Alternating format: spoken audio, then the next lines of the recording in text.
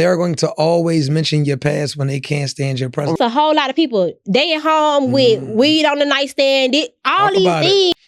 I want my pastor to have sold heroin. To articulate, well, hold on, baby. This is how I feel. You talking back to a woman, you're matching bitch energy. Yeah. Y'all gonna be famous and big and just humongous, right? Let me speak that on to y'all. Yeah. And all our skeletons, we sit in front of cameras and talk about, you have the option to take that to your grave. Because other than that, I'm proving something to somebody that's not making me come, somebody that's not paying my bills, somebody that's not feeding my children. Why would I ever owe you that? You're beautiful no matter how disrespectful you are, no matter how much weight you gain, queen. Yeah. I'm up here, I'm really trying to get my my session without paying because I But will a man ever stop cheating? For sure. If he sees a problem with it, he has to be disgusted by it. The woman is the most powerful creature in the world. Gay men want to be him and straight men go out of their way to be with him. Right. Spent the majority of my life in prison. I was a liar, a cheater, a backstabber, a manipulator, and everything else under the sun.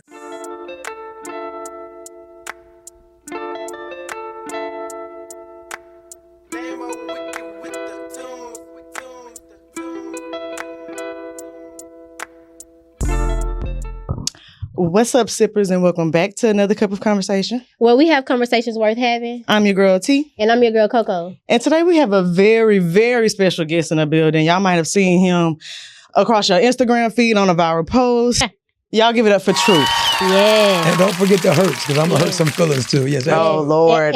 Oh, Lord. Yeah, we know. Yeah, let's get us a sip real quick. Oh, man. Coming in hot already. But yeah, y'all might have seen him on viral posts. It might have some controversial takes. And that's what we here to talk about today. Some of your controversial takes. Because you get on there and say some things, but I don't know, do you stand behind all of them? Like, that's what we got to figure out today. That's what I'm trying to see at least. Okay, let's do it. I want to hear it. So we like to start our episodes off with how you feeling, how you dealing. So how are you feeling? And that's just basically a segment telling us how you feeling today in this season and how you dealing with it. Like, are you strategizing? Are you meditating? Are you, what's your route of solution? Today I'm feeling unstoppable. Okay. Yeah, that's how I woke up feeling this morning. Unstoppable. What you doing to navigate that? Affirmations or you? No, just work ethic, man. I just keep going at it. I fell in love with being uncomfortable. Okay. So I'm at a place right now where I know that like most people are, I'll give you an example and I won't be long-winded, but like resistance training, that's how you get muscles. That's how you get stronger. Yeah, I know what you mean. Yeah. And so I wake up and every day and I go against whatever I'm supposed to be doing. I want it to be more difficult. So I come out stronger. I feel that. Unstoppable. I'm defying gravity and everything. Yeah. Yeah, absolutely. I feel that. I understand that. Because a lot of people do, like you said, avoid uncomfortable situations. But that's how you grow and that's how you challenge. So I love that you're doing that today. But today, okay, because I'm kind of like that too. How do you, and I've been trying to figure this out, how do you get comfortable with uncomfortable situations without being able to like identify when something is uncomfortable for real and it needs to be addressed? You know what I'm saying? So for me, when I life coach people, I let them know that a lot of people are prisoners of comfortability. If you were to sit down right now in that chair, it's natural to just flop down, right? Because you don't want to exert any energy or strength, right? But when you get into a level of realizing where your weaknesses are, or when your body's just giving in, maybe you do sit down and clench your stomach a little bit so you can sit up straight, right? And so in order to be better, I go against the grain by design. I want to know what the other path is, but I've always been that way. When everyone's going left, I just have to go right. I'm just inquisitive like that. Maybe it's just the alternate route over there that I just need to see. Most people, I don't ever want people to get caught up in being comfortable because those who are content, they rarely progress. You need to like really get in the habit of going against the grain. We don't want to be like them. It's enough of them. Like be like you, for sure. I got that. I understand that. So we're going to roll into our first segment. We're calling this one the messenger versus the man. Because we sit up here a lot and it kind of gets to a point where it almost feels like imposter syndrome. Because sometimes we talk about the women that we talk about this a lot, like we're speaking from a place of women where we want to be, not actually where we are at or coming from.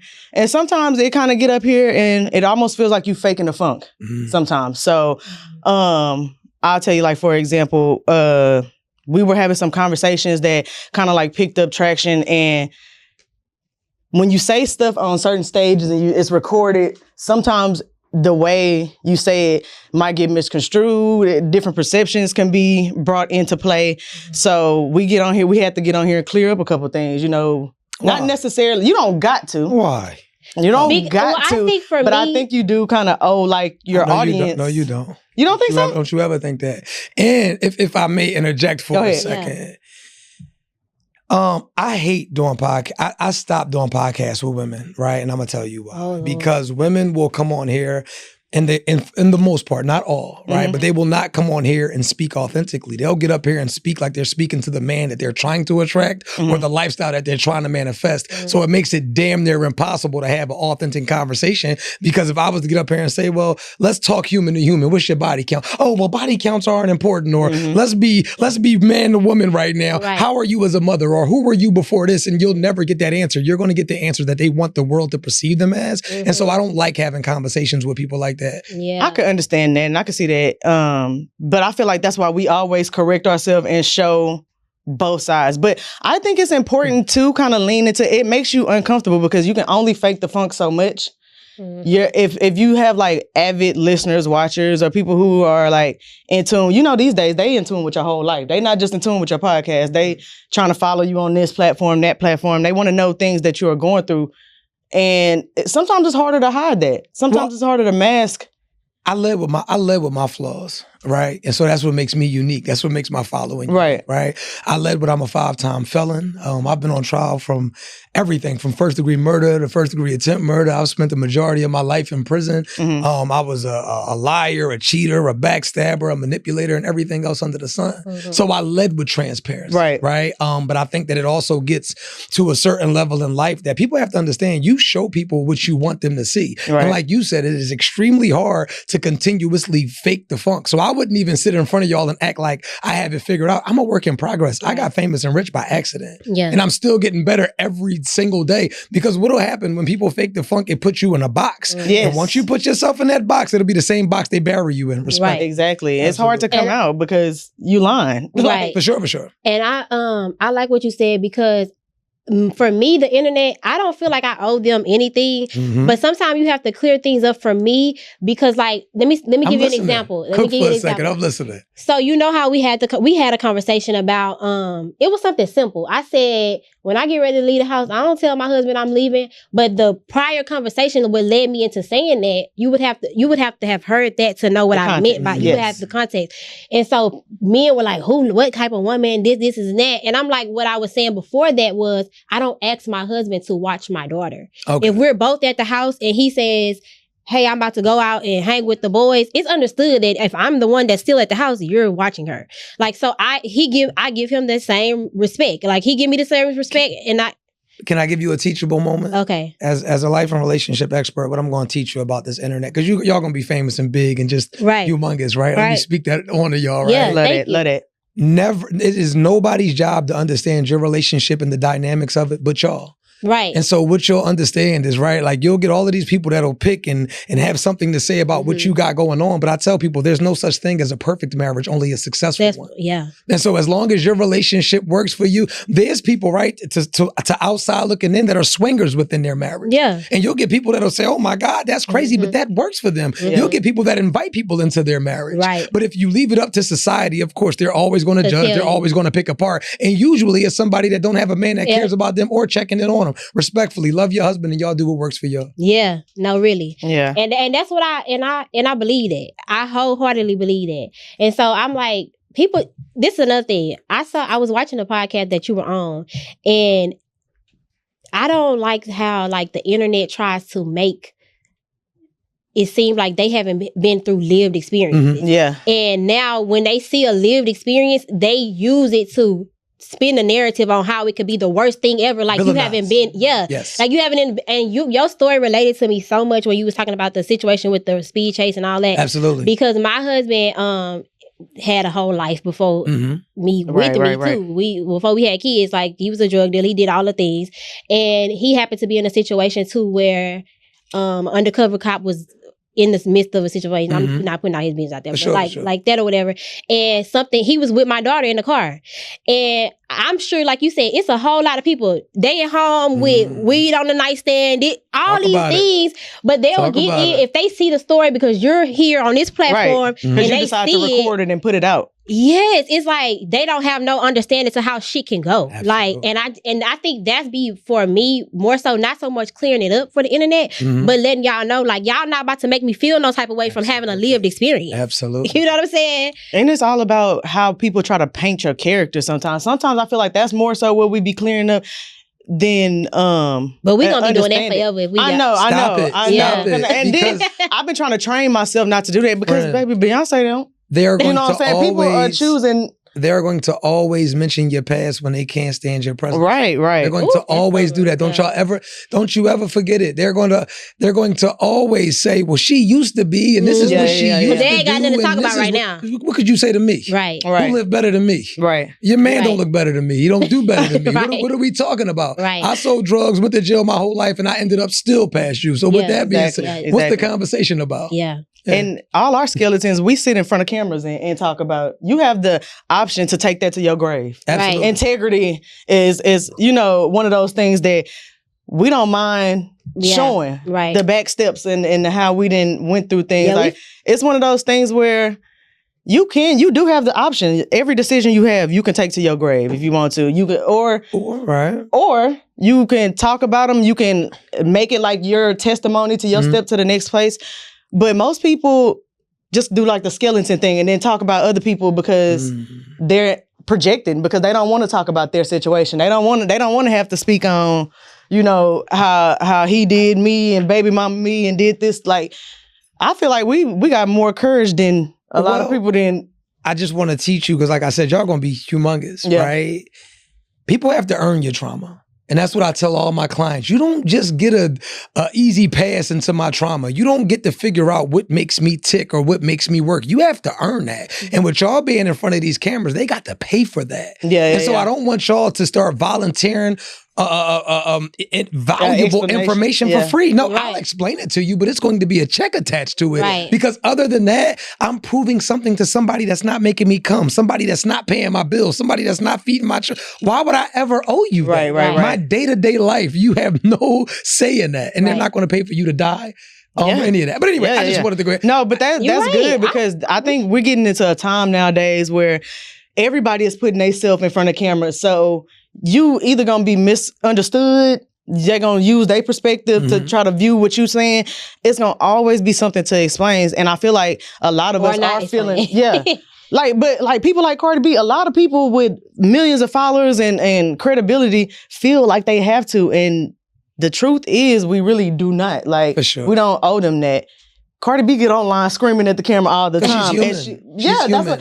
Because it's hard to stop the human want to be understood. Your human emotion. Well, it's natural to want to defend yourself when you're being attacked. That's natural. And so that's what I tell all of my clients. Stop trying to make yourself a robot. You're going to feel, I don't care how famous you get, how rich you get, who you are internally, that does not change. It's natural to want to protect yourself, especially when you know that a certain narrative is being painted. Yes. But I can tell you've been doing this for a long time because... Why you say that, friend? Because listen... I can tell because I like people that say the things that people want to say. And I feel like when you get online and you constantly say the things that people want to say, whether I agree or not, I don't have to agree with everything of a person that I like. Yeah. I can like T. It's some stuff she say that I'd be like, nah, I don't rock with that. But that don't make me not like her because she said that. So I just feel like I could tell you've been doing it for a long time because you have gotten in a habit or you have been comfortable being able to say stuff that people be like, you know what I'm saying? Like, I don't have followers, I have family. Yeah. The people that follow me, we family. We fall out, cuss each other out. Yeah. They unfollow me, come follow me back. He pissed me off today, but this is how you know that I'm not lying to you. You think that I can't get on the internet like the other names and say, you're beautiful no matter how disrespectful you are, no matter how much weight you gain, queen. Yeah. I'm selling you something. I'm not selling you anything. I'm putting me in front of you and you're buying who I am. You're buying my authenticity for sure. So you think they buying your flaws and all? Like, do you think that as a coach and a lifestyle helping people out, do you think you still have room to fail in front of people or tell your truths? I'm gonna fail for the rest of my life. There's a book by Byron C. Maxwell called Failing Forward, right? And he says the difference between winners and losers is that losers fail and they take it as if it's a dark plague. They treat it as if it's life ending. Yeah. I like that. Winners fail and keep it fucking pushing. Yeah. I'm going to fail for the rest of my life. My imperfections are what make me human. Remember, we're not robotic. I am going to... Never. But anyway, yes, I'm going to fail for the rest of my life. But I pose that question because most people, if I pay you to give me advice on X, Y, and Z, I'm going to, in my mind, assume that you've practiced this advice. Assume that you know the results on the other end of this advice.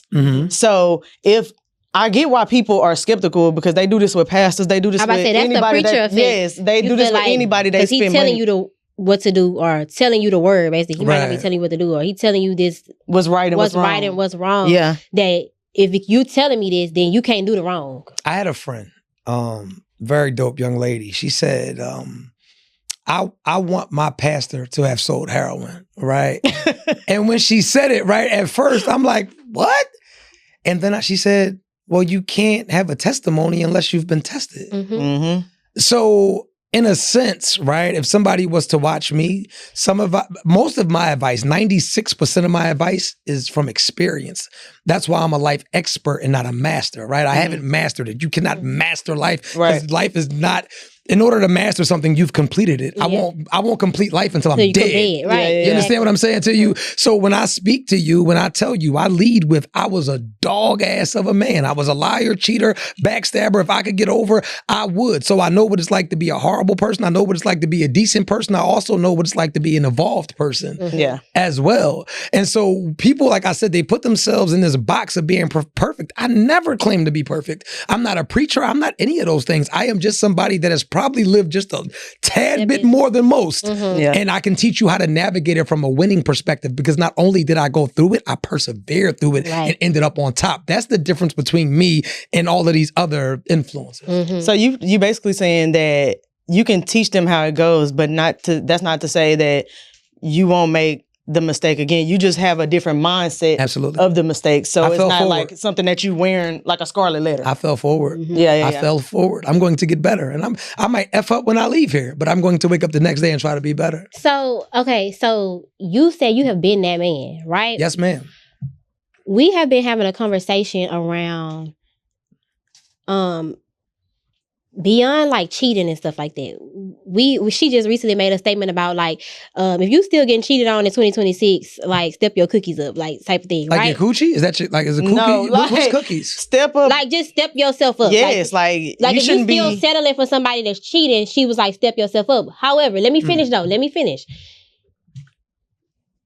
I want to know, we talked about, I said that to say that cheating is like, that's basically level one probably relationship issues. Yeah. Like we have been talking about the more complex issues as like somebody that doesn't is emotionally unattached, somebody that cannot communicate well. So I want to know from a man's perspective, what creates that type of man? And I know you spoke on it a little bit when you were talking about not having a father, not having a dad, and how being raised by a single woman can affect being a man, a strong man. So I want to know, like, from a man, what cultivates a man that is emotionally unattached, a man that cannot really stand in the face of adversity or conflict, not even adversity. They might can do it solo, but as it pertains to a relationship. So men are emotionally unavailable because we're programmed to be emotionally unavailable. Okay. As a black man in America, if I fell down at the age of 3, I'm told to get my bitch ass up. I'm told to stop crying. And if I fuss and if I show you any signs of weakness, it's automatically correlated with me being a woman or acting like a girl. Right. So I always ask women, I challenge women, why would you think, right, that from 3 to 43, all of a sudden we get married, we get in a relationship, and now I'm supposed to be emotionally available when I've been programmed to be numb to this for the last 40 years? It's extremely hard for me to show you emotion. How many men do you know have showed a woman emotion and now he's sassy? How many men do you know that have tried to articulate, well, hold on, baby, this is how I feel. You talking back to a woman, you're matching bitch energy. Yeah. You understand? So it's like you will say that you want a certain thing, but then you'll weaponize that thing and then wonder why a man will turn it all the way off. And a lot of women don't understand. You get one opportunity for a man to be vulnerable with you. And once you fuck that up, he will never open up again. Really? Ever. even after the work. I stand on it.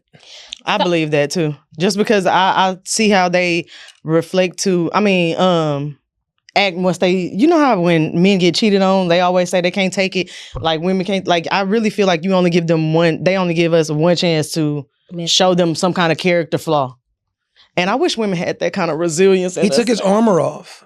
So you have to understand, it's like Superman without the cape. We do that all the time now. Yeah, but this is the thing. That's why y'all are here to bear children. Y'all are strong. We're taught to have false bravado and false to be resilient. But women are stronger than us, just like women are smarter than us. And this is the thing, and they're gonna get mad at me for this, right? Women are way smarter than men because they have to be. We're stronger than y'all. So we can get over on y'all with brute force. That's why you can outthink us. Mm-hmm. But you cannot name one. If you think about the most dangerous person, the dangerous man in your environment, we all answer to a woman. Rather that is your wife, rather that is your daughter, your grandmother. Think about and maybe y'all don't have any killers in your neighborhood, but think about the roughest person that you knew in your neighborhood. Let his mom call for him. Put the gun down, everything, and my mama calling me. Yeah, you're right. So you have to understand the woman is the most powerful creature in the world. Gay men want to be him, and straight men go out of their way to be with him. Right. Y'all have so much power, but never mind. I can't get y'all to move. Go ahead. I'm sorry. Go ahead. My fault. I'll start cooking. I'm not going to cook. Go ahead. Go ahead. Because I just want to know, like, what part of that. I get all of that. I agree with all of that. But it's like, so because of that, we have to deal with what comes with you not being emotionally, you being not being me not being looked at as a safe place. Because I look at it as like when we talk about like getting married, we say all of the things like make sure you're married, make sure you're ready for marriage, make sure you do all of these things. There's no way to be married, friend. I mean, pardon me. There's no way to be ready. Friend. Right, but what I'm saying is that's what we're taught. Right, that's what we're taught. But what I'm saying is when you're hearing those things and you're thinking, okay, I'm ready to marry a woman, like, cause y'all say, I ain't ready yet. What are y'all saying that's not ready? Because I'm thinking in my head, so when you ask me, you have identified that I was raised by a single mother. I don't want to lose you.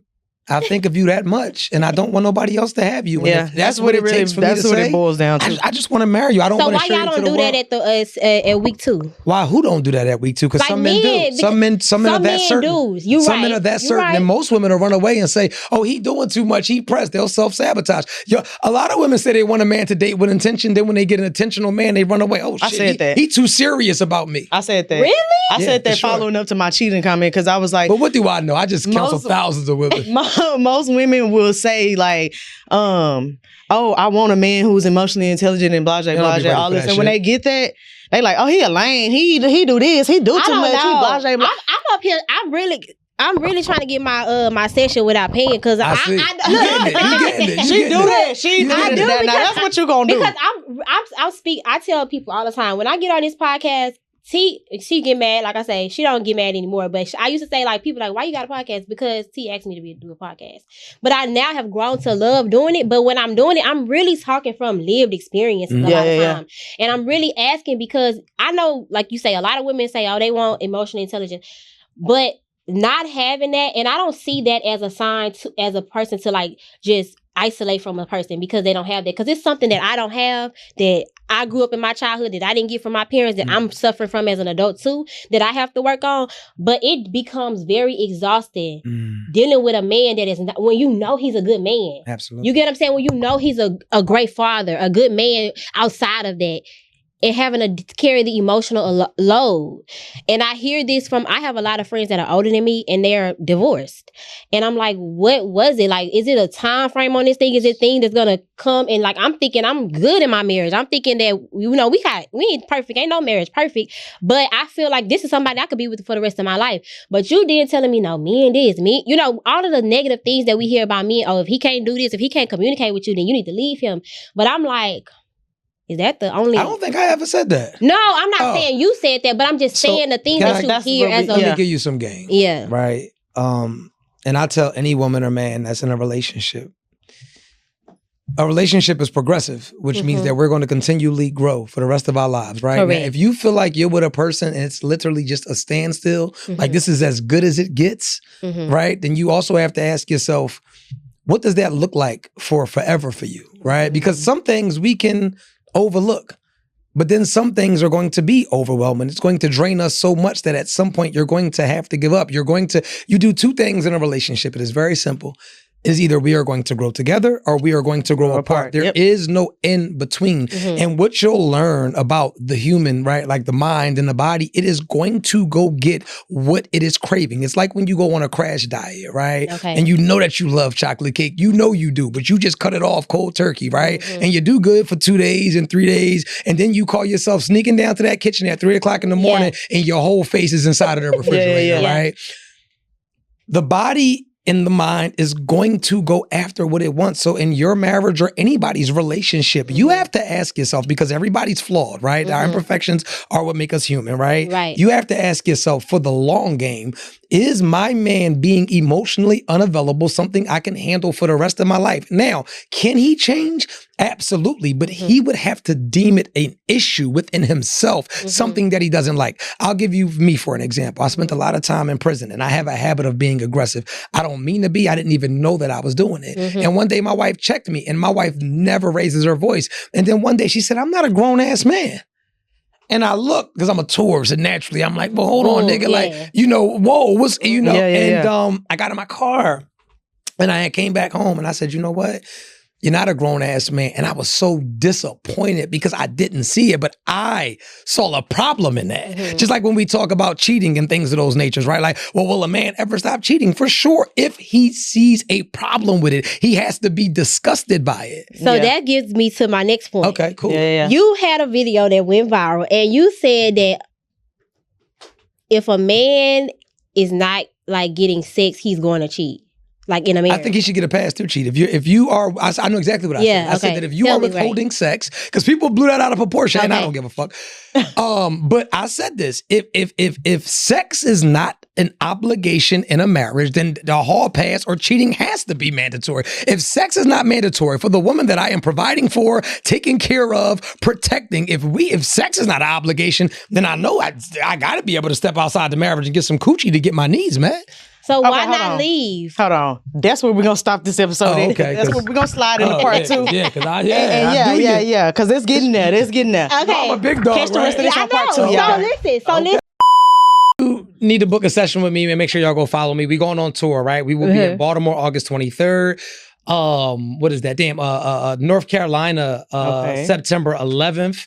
September 18th and 19th, Cleveland and Pittsburgh, New Jersey, Bridgeport, Connecticut, in New York City, 24th, 25th, and 26th, Atlanta, Miami, and some other places. Make sure y'all go get y'all tickets. You don't know shit about Men, the tour is a vibe. So y'all ain't catch your show, you don't know shit about Men, the tour. Definitely get your tickets, because you done dropped some gems today, for real. No, for real. And women need to, like, I think we have a big woman, well, we got a lot of men that listen to, but we do have a big... they just want to argue with us. Yeah. We have a big woman-led audience, so hopefully they've gained some insight. They're not gonna like me, and that's okay if you don't. And that's okay. You know, you one of them people you gotta grow to like. No, to be honest, I'm gonna be honest, I told T this on the phone.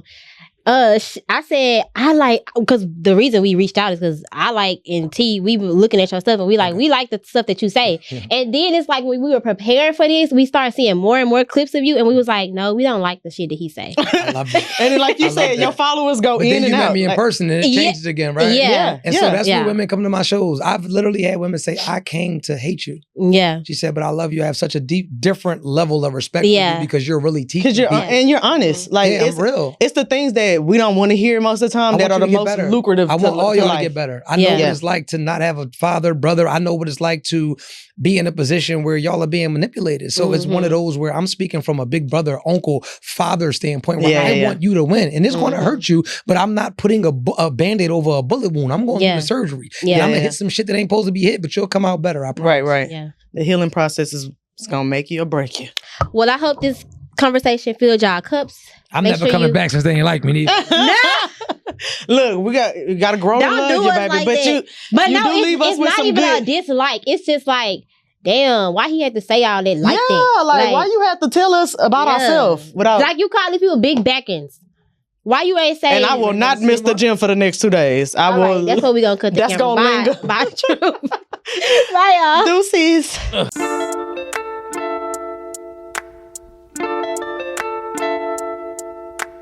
Name of